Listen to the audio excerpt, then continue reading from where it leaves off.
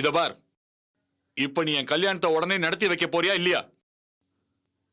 யோ, உனக்கு எவ்வளவு பணம் வேணாலும் கேளியா? எவ்வளவு வேணும் சொல்லு, தரேன். ஜோசப், யாருகிட்ட என்ன பேச்சு பேசுற?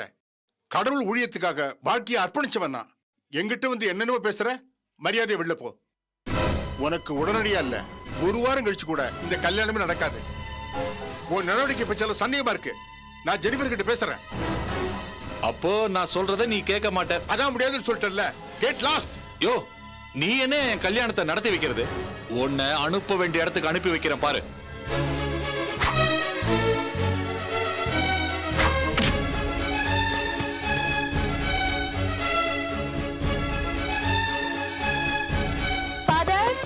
ஃபாதர், ஃபாதர், கதவை திறந்து பாரு. ஃபாதர். ஐயோ, ஃபாதர், ஃபாதர், ஃபாதர், என்னடா இது?